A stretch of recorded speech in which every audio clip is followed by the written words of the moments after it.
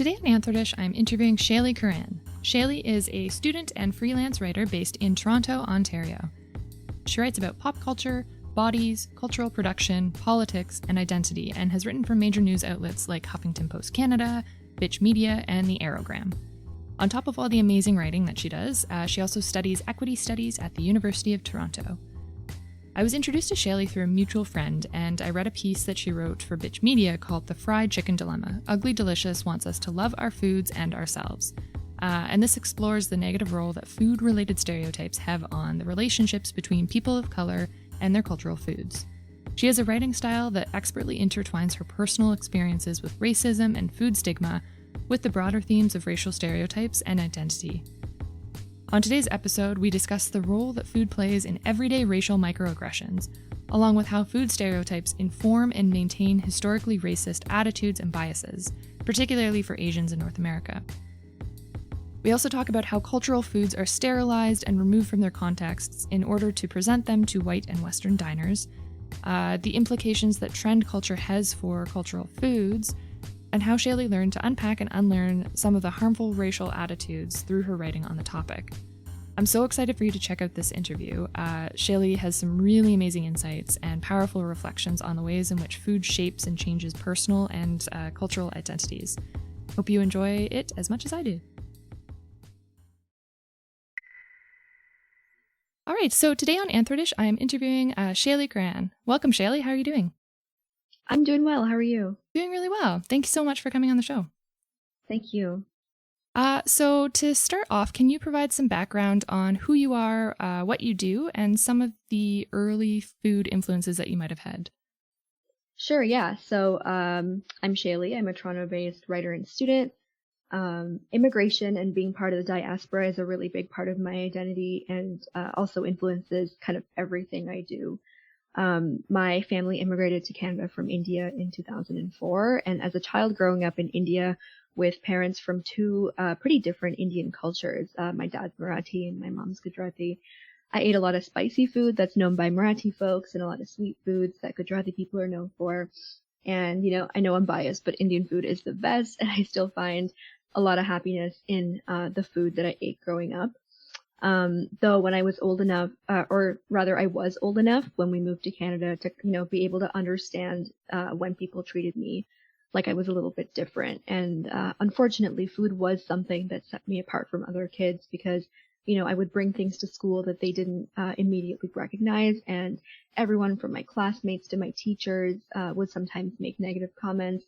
When that becomes something that you're hearing as a child, I think it really creates a kind of shame that you keep around your food and by extension your cultural identity. Thankfully, that's something that I've been able to unpack as I've gotten older, but I think it's a big part of how I feel about food and how I think about it. Well, thank you for sharing that. I mean, that definitely sounds like it would have a very lasting impact.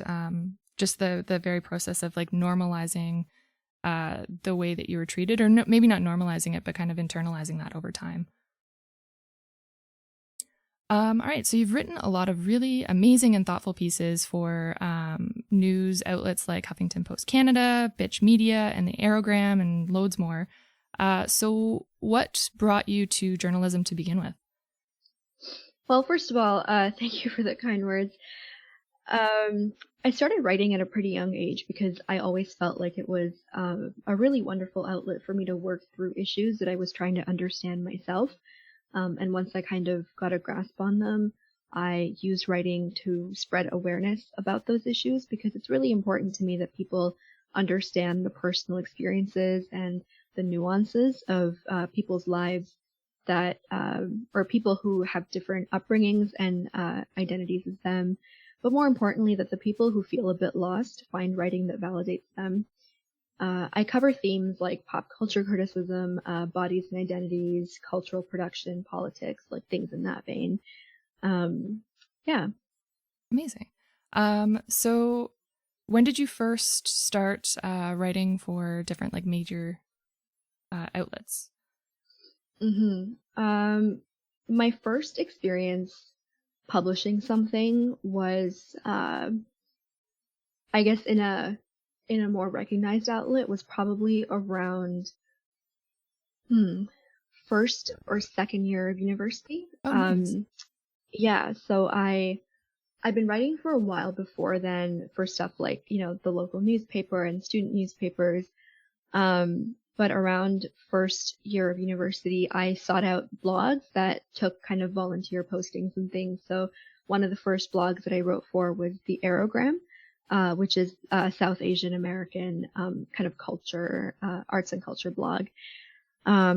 After the Aerogram, I found some success in some of the writing that I did and moved to kind of the blogger platform of Huffington Post. And, as it goes, there have been some kind of like long breaks in between me writing. I think I started actually kind of freelancing and things in the past couple of years. Yeah. Nice. And so what was the reception like when you first started putting out the like the major themes and issues that you cover? Were these outlets super respondent or receptive to that? Or did you find that there was like a little bit of a struggle for you to? Thankfully there was, like I said, it's important to me for people to read really personal writing because I think that it does a good job of like actually explaining the differences that are in between people. And so I was writing things that made me pretty vulnerable because it felt like I was telling secrets. All these things that I really internalized for a lot of years. One of the earliest things that I wrote that I think, or that I published that is still probably my favorite thing that I've ever written was kind of this chronology of like microaggressions and different bullying that I experienced growing up in Canada that impacted how I felt about body hair and brownness and like my femininity. And the response that I got to that was just overwhelming. Like I still have, random like young teenage girls finding my Instagram and DMing me about that, which is truly like the best feeling ever because not only do I have that like really nice satisfaction of knowing that my writing is impacting people, but it also helps me kind of validate this ongoing thing that I have to, unpack and live with.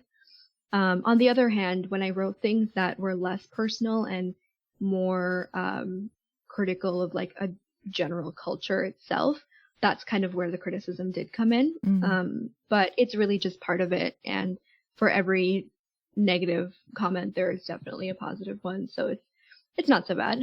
Fair, yeah. And I mean, having those, young women and young people reaching out to you and sharing that they've had similar experiences, I feel like, you could take all the criticism in the world, but that sounds so special to be able to create that community for people. Totally. It's priceless. Nice. All right. So let's move into the realm of food a little bit. So one of your recent articles was this really powerful piece in Bitch Media about the Netflix show Ugly Delicious.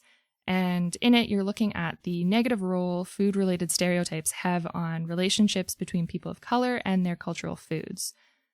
So what are some of the ways that food might be used to propagate harmful stereotypes, and who or what perpetuates these stereotypes? I really recommend the show Ugly Delicious to anyone who's interested in food and traveling because I think it really seeks out to explore food past the taste and presentation of it. It looks into the food's histories and how the people who created and eat this food feel about it. In particular, its episodes Fried Chicken and Fried Rice are really great.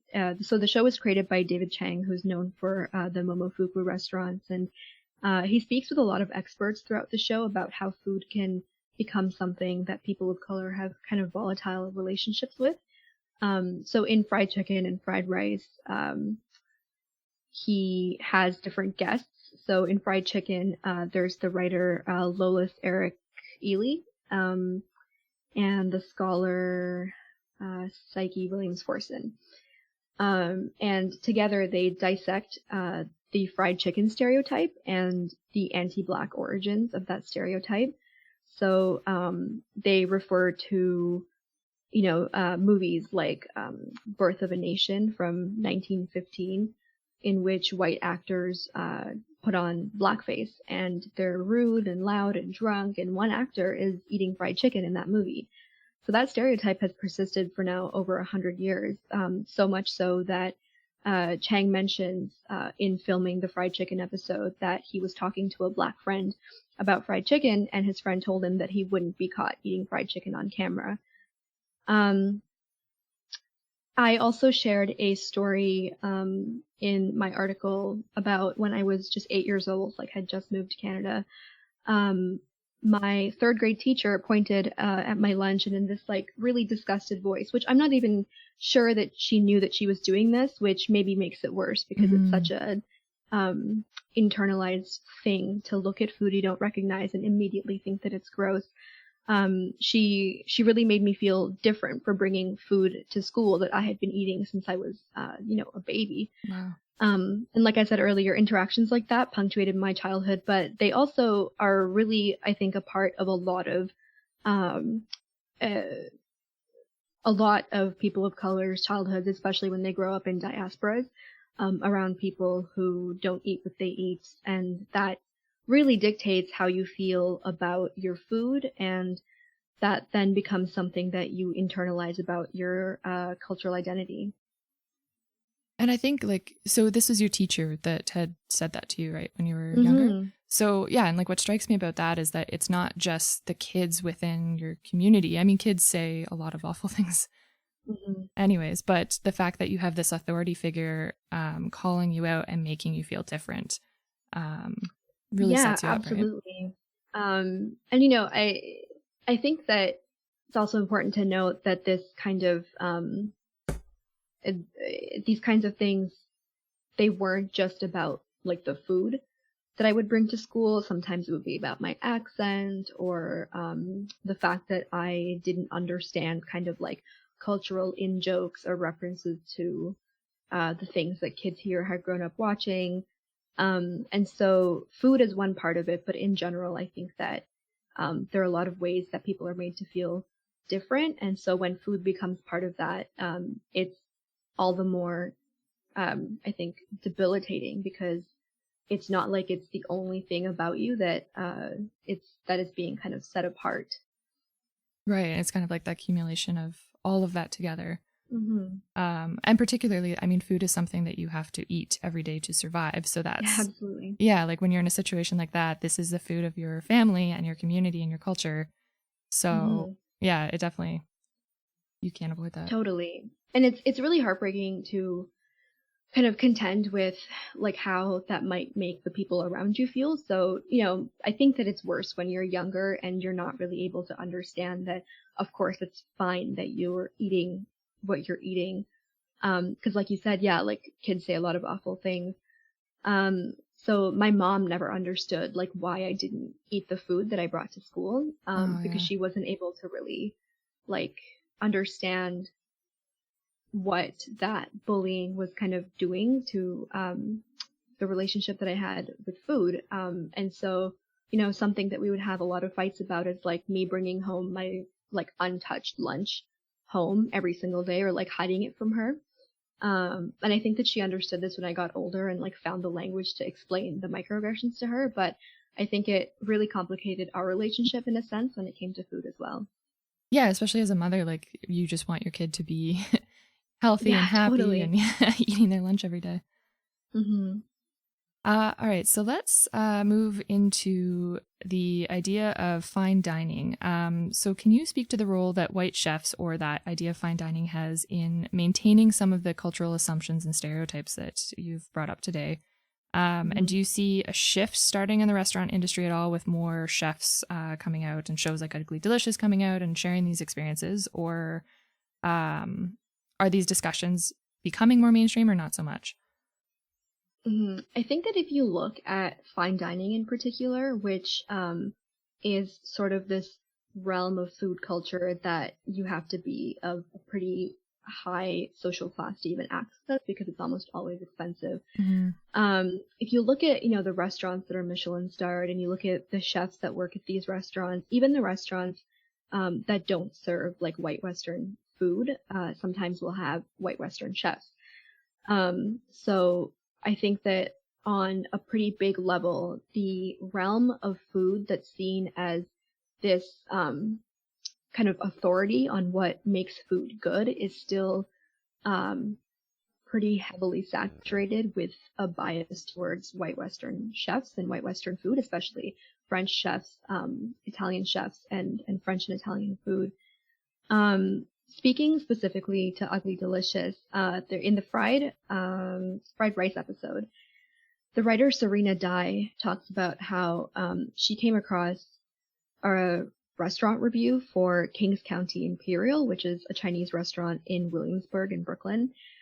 And the restaurant reviewer, Andrew Steinhall, declared that this was the best Chinese food in New York, even though it was a white-owned restaurant that didn't serve traditional Chinese food. And that same reviewer, the same reviewer later said that, if you want to eat, so what he liked about this restaurant is that it removed what he thought was like an uncomfortable aspect of eating Chinese food, which he basically boiled down to going to, quote, gross neighborhoods like Flushing or Chinatown, which are areas of New York that have, large Asian American populations. And his idea of traditional Chinese restaurants is really tied to a historical bias about Chinese people.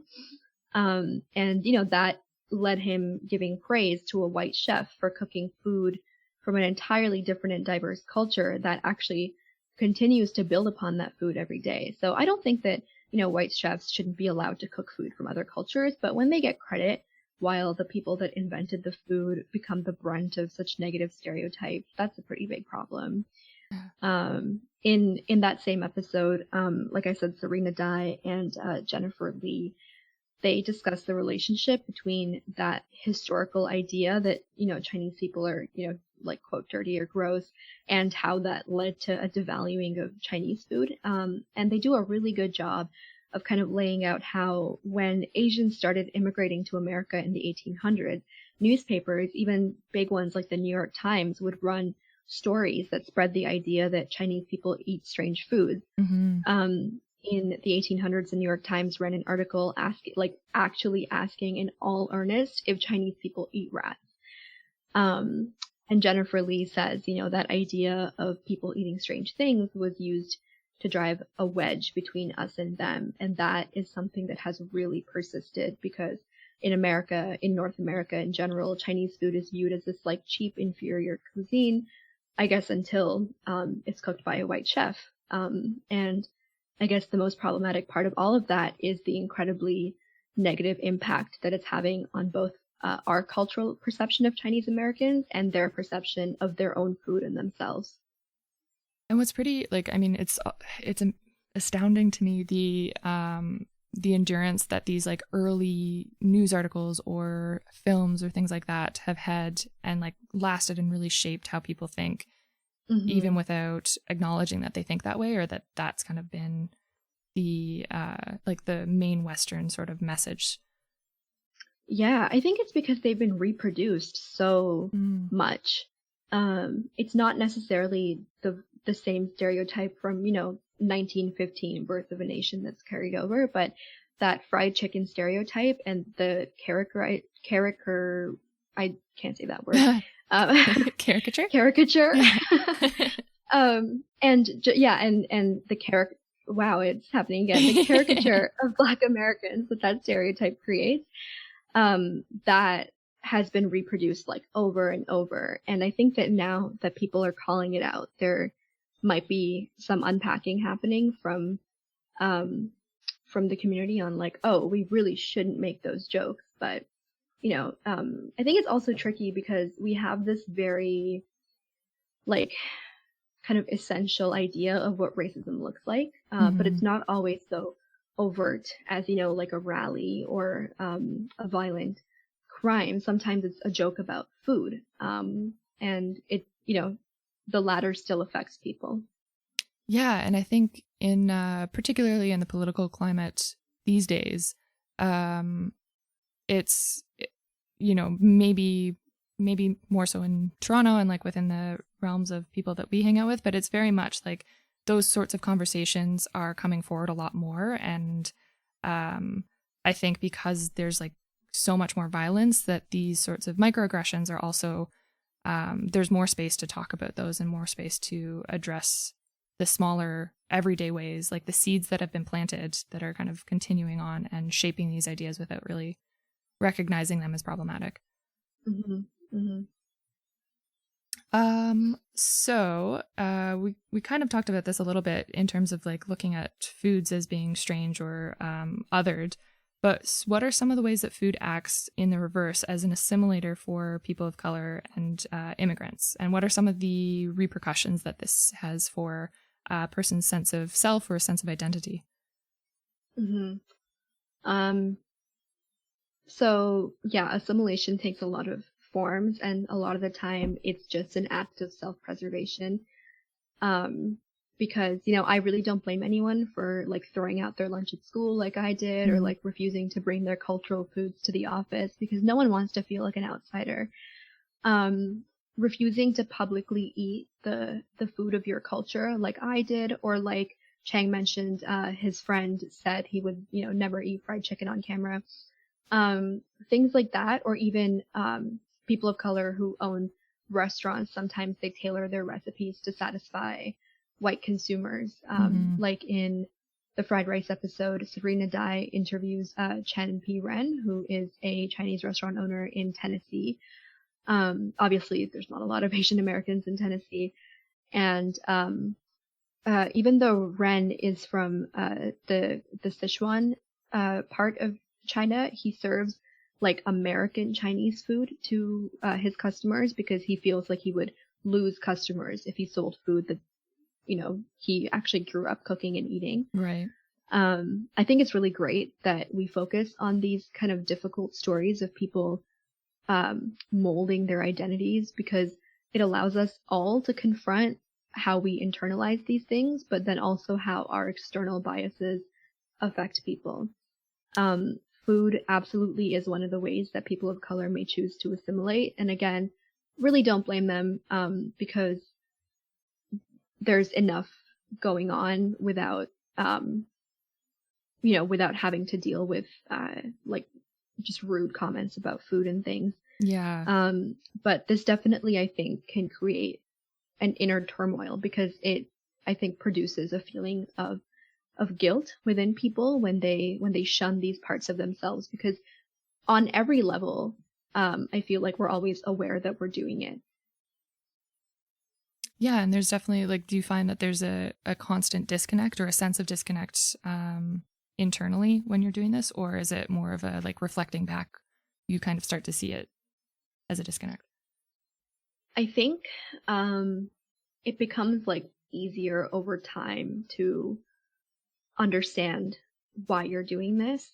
As a kid, there's probably not that much going on in your head except like an understanding of, it makes me feel bad when people make me feel different for eating this food, so I'm not going to eat the food and they won't make me feel different. As you get older and start to unpack feelings of racial anxiety, I think with some hindsight, you can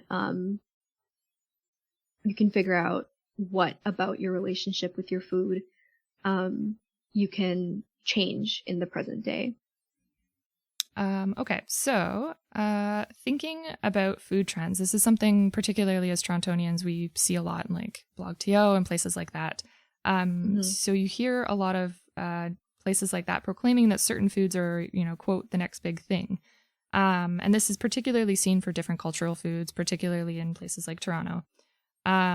So does eating food from a different culture always translate into a respect for the people and the community where that food comes from, or not so much?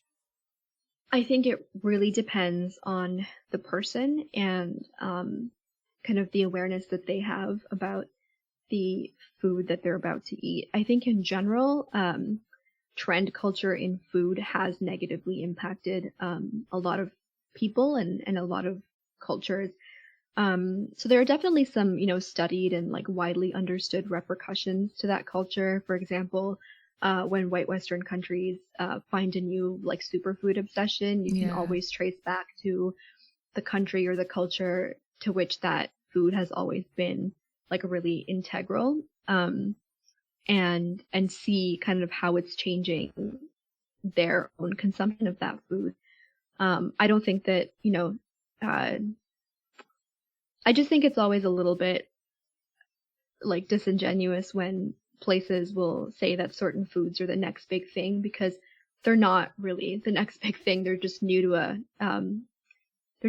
to a certain group. Yeah. But when we kind of treat these foods as we've discovered them, we're erasing the like possibly centuries of cultural attachment that some people have to that food.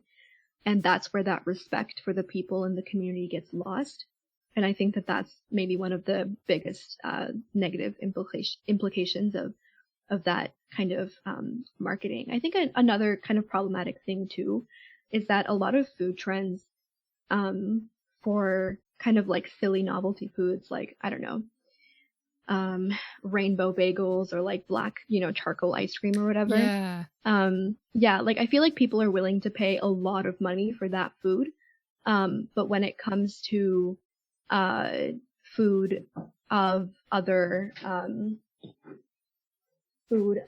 other cultures and that kind of thing, they're not willing to shell out a lot of money for it. Like, yeah. I'm trying to find a good way to explain that, but I've seen a lot of things on, like Twitter and Facebook and all these other places that are like, if you're paying more than, $2 for a taco, then you're getting ripped off. Or if you're paying more than 50 cents for a samosa, then you're getting ripped off. And I think that we're so used to treating some cultural foods as like the cheap option that we don't appreciate when chefs want to like take them further and make them creative and like worth more. And that's another negative aspect of this like next big thing food culture, is that this unwillingness to give the same respect in the form of money to like these long lasting cultural foods as opposed to like Instagrammable food. That's a really good point. That's, yeah, man.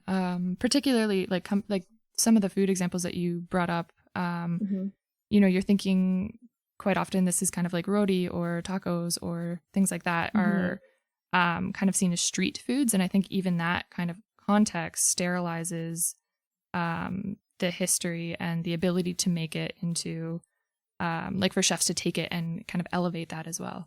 That's a really good point.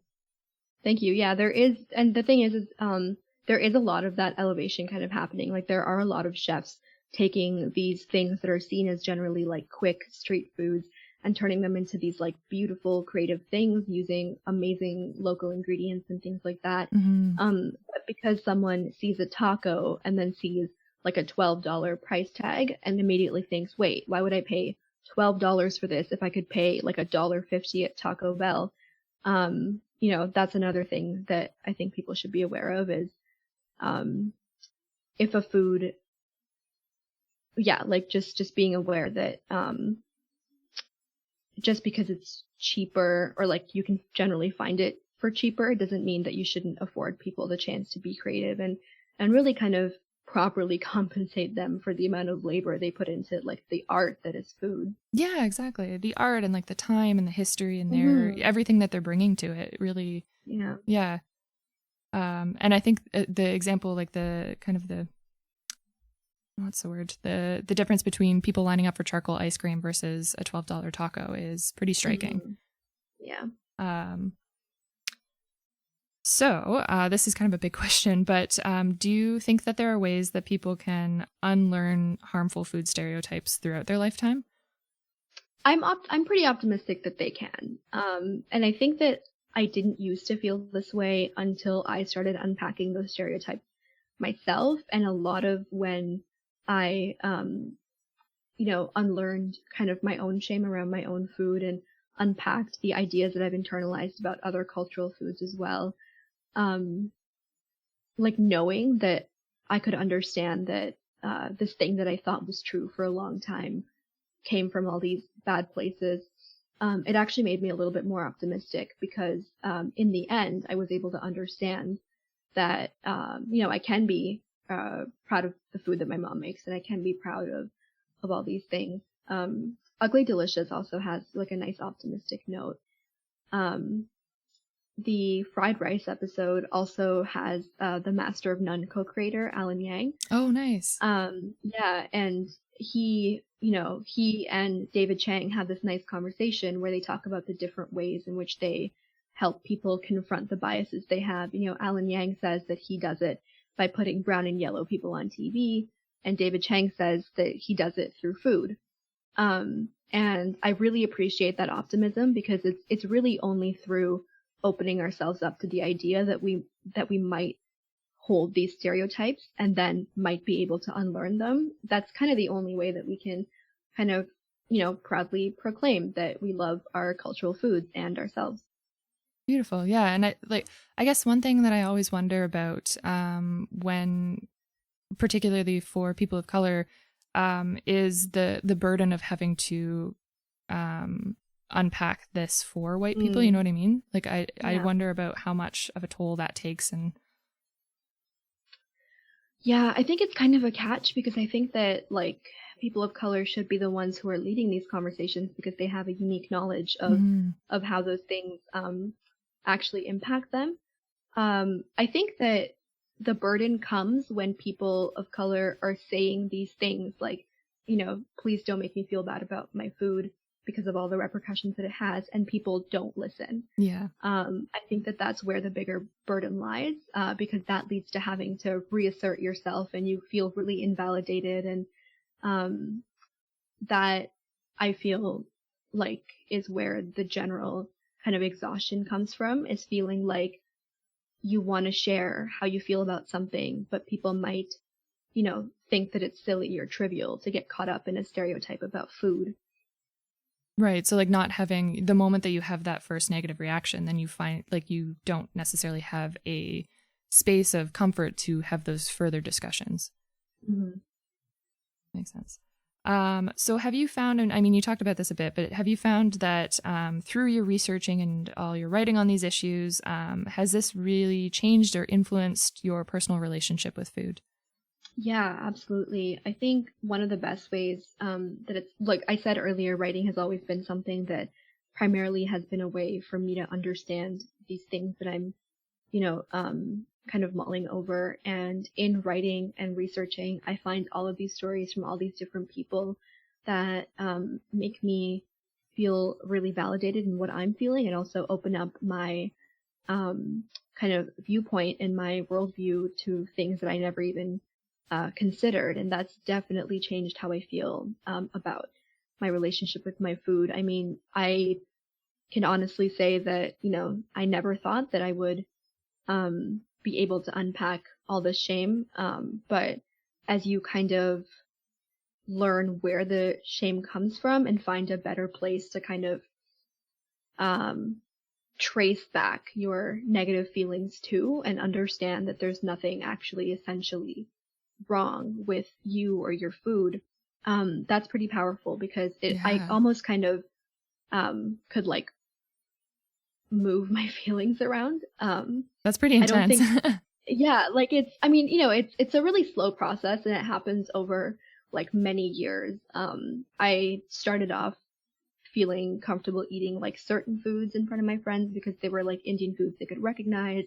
And then, but I never thought that I could like bring my white friends home and have them try the food that my mom made. I was just like so afraid they would not like it. Like in the fried rice episode, Alan Yang says to David Chang, like, I used to wish I was white because of the acceptance of the food, because there was so much to explain with Asian food. And if you hung out with a lot of white people, you tried not to eat Chinese or Korean food around them. And like that feeling of racial anxiety is so familiar to me. But thankfully, it's something that I've been able to unlearn like slowly, just for my own betterment. That's really great. That's wonderful that that's able to like that writing has helped with that as well. Mm-hmm. Where can people find you online if they want to read your work or learn more about you? I think the easiest place is probably my website, which is just like a little portfolio. It's just my first and last name.com, ShaileeKoranne.com.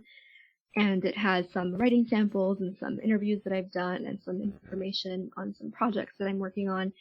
And people can also contact me through there. Awesome. And all of that will be in the show notes for any listeners that want to check out her amazing work.